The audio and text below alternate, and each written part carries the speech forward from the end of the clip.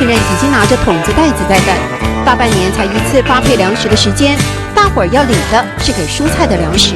这个很好啊，它是有机的啊，有机的比较营养。像我们的撒种子的时候，那个有机肥就铺在这里，铺在这里就是一直洒水，人家就长得那么漂亮。市公所发放的有机肥都是用厨余再制的，干燥之后成了培养土，像开心农场里的免费宝物。在这里种菜也不用土地成本，2分半的地是苗栗市为了推广厨余回收开辟的示范农场。不是说每个人就抽得到，是要运气好。像我们这边抽到5行，我们就很用心的在做。用什么样的态度使用土地，它自然回馈给你。人家的菜又嫩又齐，又安齐，又好食，又嫩又新鲜又好吃。而且没有撒农药。用有机的。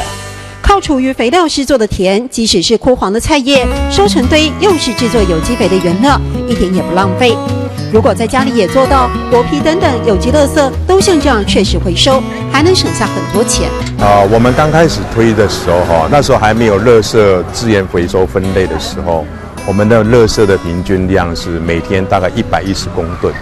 那我们的垃圾减量不只是减到目前的50吨而已，甚至是要到30吨。那我们的每个月120万的垃圾焚烧费用我们就可以再节省。拔起萝卜回家就能夹菜，还有满足的成就感。